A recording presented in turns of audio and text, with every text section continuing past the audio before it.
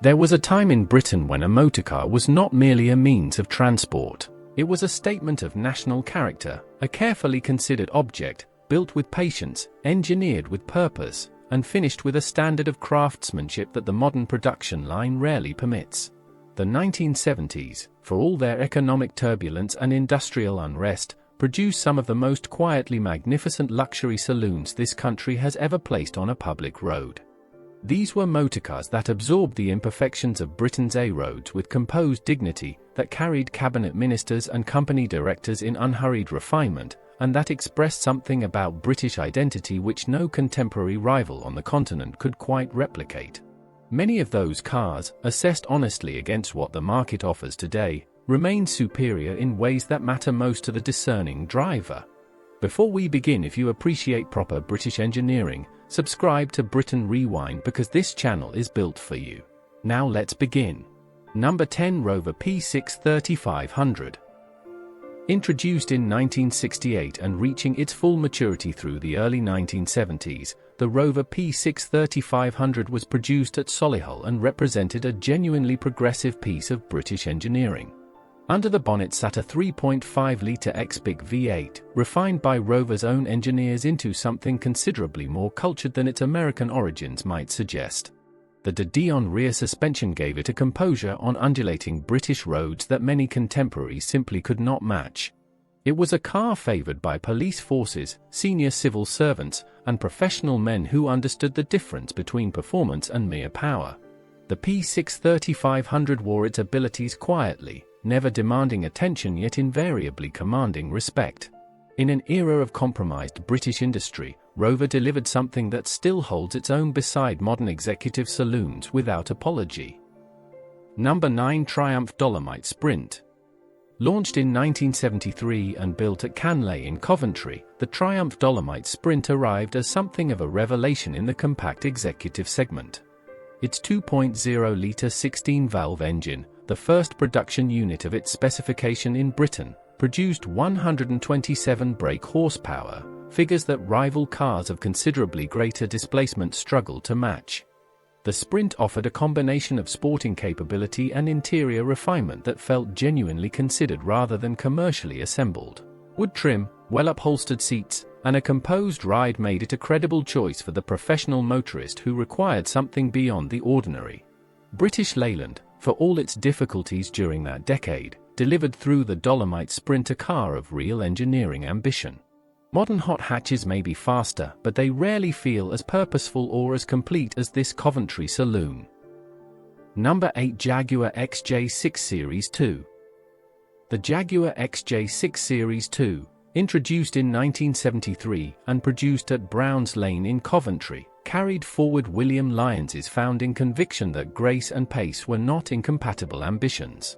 Powered by the celebrated 4.2-litre twin-cam straight-six, it delivered motorway cruising of an order that cars costing considerably more could not surpass. The interior, leather, burr walnut, deep carpeting, offered a quality of environment that modern Jaguar, for all its technology, has not convincingly recaptured. It remained the choice of senior executives and county professionals throughout the decade, its long bonnet and sweeping roofline conferring an authority that no German rival of the period possessed in equal measure. The Series 2 XJ6 remains, to those who have driven one properly, a benchmark of what British luxury motoring once meant at its most unself-conscious. Number 7, Daimler Sovereign Series 2. Sharing its platform with the XJ6 but carrying the Daimler name with considerable additional distinction, the Sovereign Series 2 occupied a space in the market where formality and refinement converged.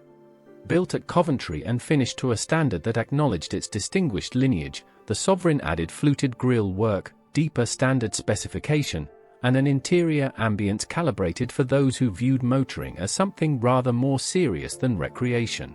Cabinet ministers, senior judiciary, and the upper echelons of the commercial world favored this car precisely because it made no concessions to the fashionable or the transient.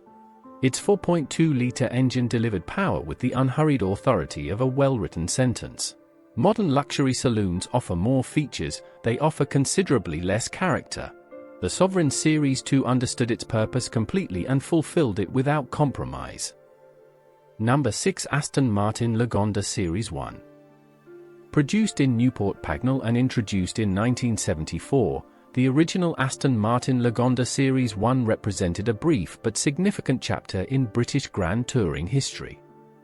Based upon the existing AM V8 platform, it offered four-door coachwork of considerable elegance without sacrificing the performance credentials that defined the Aston Martin name. Under the bonnet, the hand-built 5.3-litre V8 produced in the region of 280 brake horsepower, more than adequate for effortless long-distance travel. Only 7 examples of this first series were completed, lending it a rarity that time has only amplified. It demonstrated that Newport Pagnell's craftsmen could extend their abilities beyond the two-door format with complete conviction. As a piece of low-volume British manufacturing ambition, it remains deeply impressive. And the top 5 raised the stakes considerably further, including one car that quietly redefined what British luxury was capable of producing. Number 5. Bristol for 11. Bristol cars, operating from Filton and later Kensington with a discretion that bordered on the deliberately obscure, produced the 411 throughout the early 1970s as the embodiment of an entirely self-contained philosophy. Powered by a Chrysler 6.3-litre V8 and clothed in coachwork of restrained, almost architectural elegance, the 411 was not sold through conventional dealer networks and was not advertised to the general public. Its customers came by personal recommendation or prior association, a selection process that suited Bristol's institutional temperament perfectly. Motorway cruising in a 411 was described by those fortunate enough to experience it as genuinely unlike any other British car of the period, silent, composed, and entirely removed from the ordinary world. Bristol built motorcars for people who had no interest in other people's opinions, and the 411 expressed that outlook with complete fidelity. Number 4. Bentley T-Series. Produced at Crewe with the accumulated precision of decades of established practice, the Bentley T-Series of the 1970s occupied a position in the luxury market that no volume manufacturer could reasonably aspire to challenge. Its 6.75-litre V8, the same engine, in evolved form, that Bentley and Rolls-Royce have employed across half a century, delivered its considerable power with a smoothness that made conventional performance metrics feel rather beside the point. The T-Series was a car in which distance simply ceased to matter. Its construction, involving hundreds of hours of skilled hand labor in Crewe's workshops, produced a solidity and refinement that modern monocoque construction cannot replicate. Directors, landowners, and those for whom motoring represented a considered pleasure rather than a daily obligation found in the Bentley T-Series a machine of near-perfect suitability. Number 3. Rolls-Royce Silver Shadow 2. The Silver Shadow 2, refined from its predecessor and produced at Crewe from 1977, represented the considered evolution of an already authoritative motorcar. Rack and pinion steering replaced the earlier system, improving directional precision without diminishing the car's characteristic floating composure. The 6.75-litre V8 remained, as ever, without official power output figures, Rolls-Royce considering such declaration somewhat beneath the dignity of the mark. Self-leveling hydraulic suspension absorbed Britain's variable road surfaces with an equanimity that modern air suspension systems continue to pursue but rarely equal. The Silver Shadow 2 was the motorcar of ambassadors, senior industrialists, and those whose position in public life required a rival by something beyond question. It is a measure of the engineering maturity present at Crewe during that decade that the Silver Shadow 2 still drives, today, with a serenity that modern luxury cars consistently promise but inconsistently deliver. Number 2. Jaguar XJ6 Series 2. To place a 5.3-litre V12 engine beneath the bonnet of a production saloon and sell it at a price that undercut comparable German and Italian machinery by a substantial margin was an act of either extraordinary generosity or profound confidence.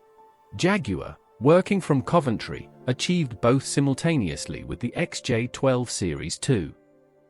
The V12 unit ran with a mechanical silence that engineers at rival manufacturers studied with undisguised professional interest. Combined with the XJ's already celebrated ride quality, the result was a motorcar that transported its occupants in conditions of sensory calm that no turbocharged four-cylinder executive saloon of the present era can honestly replicate. It remained the fastest genuine four-door saloon available in Britain throughout much of its production life. The XJ12 Series 2 was not merely better than its contemporaries. In certain fundamental respects, it remains better than most of what followed it. Number 1. Rolls-Royce Silver Wraith 2. The Rolls-Royce Silver Wraith 2, produced at Crewe from 1977 and available exclusively in long wheelbase form, represents the summit of what British luxury motoring achieved during the 1970s, and, by any measured assessment, the summit of what it has achieved since. Based upon the Silver Shadow platform but extended in wheelbase and elevated in specification, the Silver Wraith 2 was supplied predominantly to heads of state, senior diplomatic missions, and private individuals of considerable means for whom the word compromise held no relevance whatsoever. Its interior, trimmed to individual customer specification in Connolly hide and Wilton wool, was constructed with a standard of finish that no production motorcar in the present market, regardless of price, consistently matches. The 6.75-litre V8, operating in an environment of almost complete acoustic isolation, delivered motion of an order that transcended the mechanical. The Silver Wraith 2 was not the fastest car on Britain's roads, nor the most technologically complex. It was, quite simply, the finest. The 1970s were, by any conventional measure, a difficult decade for British industry. Yet within that turbulence, the country's finest motor manufacturers continued to produce motorcars of enduring quality, vehicles that expressed something genuine and irreplaceable about British engineering culture at its most accomplished. From Coventry to Crewe, from Solihull to Newport Pagnell, craftsmen and engineers produce saloons that balance refinement, character, and mechanical integrity in ways that the modern market, for all its technological sophistication, has not consistently surpassed. These were motorcars built with conviction, and that conviction remains legible in every one of them to this day.